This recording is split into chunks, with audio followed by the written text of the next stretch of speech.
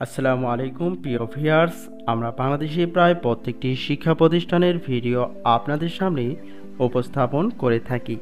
তার এই ধারাবাহিকতা আজকে বর্জমোহন কলেজকে আপনাদের সামনে উপস্থাপন করতে চাই।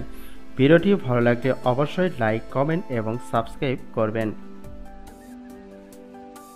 বর্জমোহন কলেজ বা বিএম কলেজ বাংলাদেশের অন্যতম শীর্ষস্থানীয় ও প্রাচীন ঐতিহ্যবাহী শিক্ষা প্রতিষ্ঠান।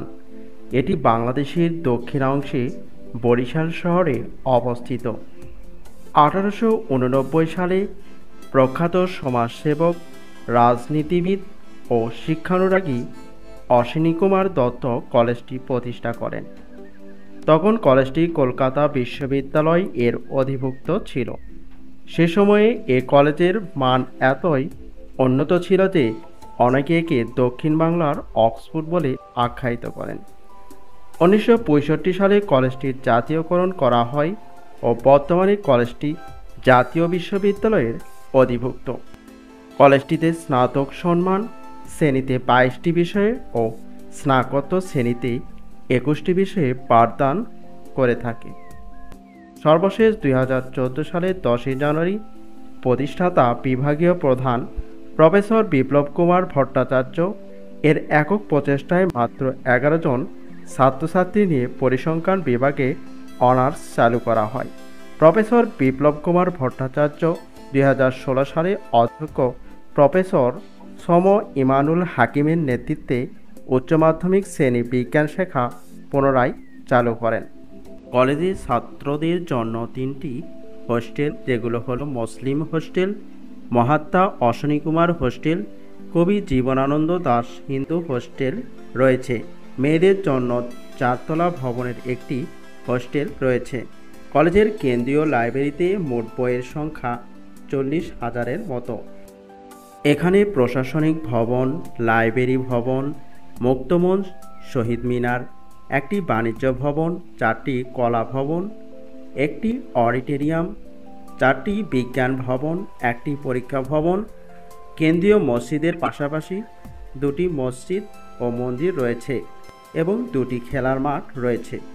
দুই প্রান্তে 2টি ও মাঝে একটি দিঘি কলেজের সৌন্দর্যকে গড়ে তুলেছে মনোমুগ্ধকর। এছাড়াও কলেজ প্রাঙ্গণেই প্রতিষ্ঠাদশা কবি জীবনানন্দ দাশের নামে একটি ক্যাফে রয়েছে, যেটি ক্যাফে জীবনানন্দ নামে পরিচিত। এছাড়া debating club, English language club, বাঁধন, রোভার, বিএনসিসি শাখা রয়েছে। কলেজ প্রতিষ্ঠার ইতিহাস।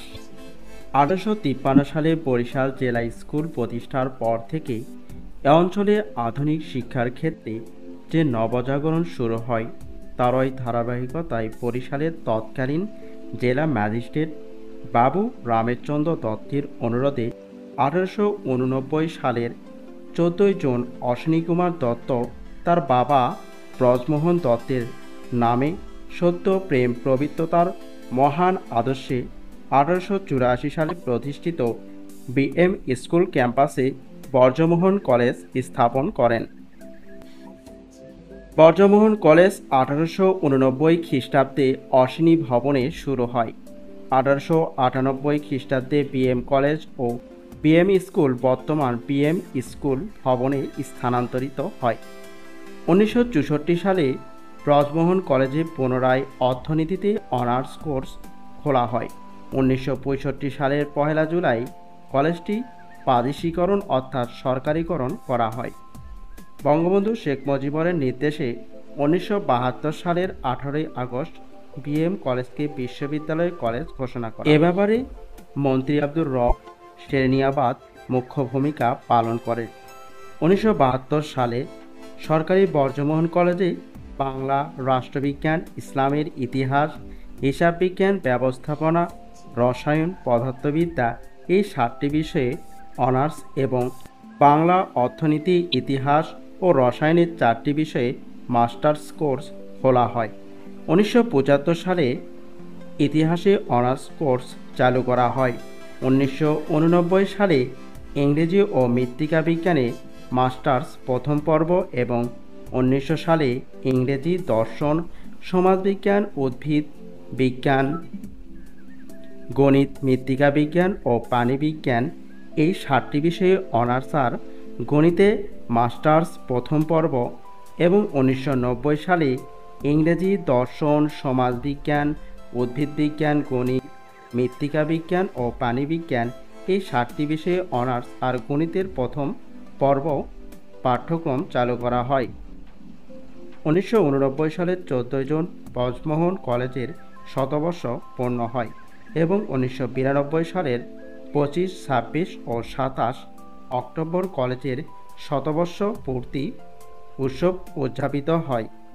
1993 সালে সমাজ কল্যাণে এবং 1994 সালে ইসলামী শিক্ষা, সংস্কৃতি, দর্শন, সমাজবিজ্ঞান, প্রাণীবিজ্ঞান ও উদ্ভিদবিজ্ঞানে মাস্টার্স কোর্স পাঠ্যক্রম চালু করা হয়। 1995 সালে সমাজ কল্যাণে এবং দীর্ঘ 10 বছর পর 2005 থেকে 6 শিক্ষাবর্ষে ইসলামী শিক্ষায় মাস্টার্স কোর্স খোলা হয়।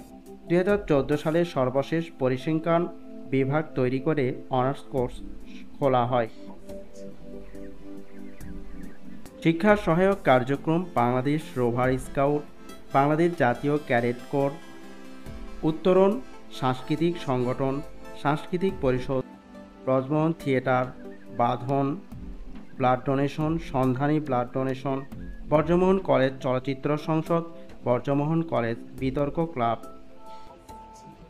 তো ভিউয়ার্স, আজকের ভিডিও এই পর্যন্তই। ভিডিওটি ভালো লাগলে অবশ্যই লাইক, কমেন্ট এবং চ্যানেলটি সাবস্ক্রাইব করবেন। ধন্যবাদ।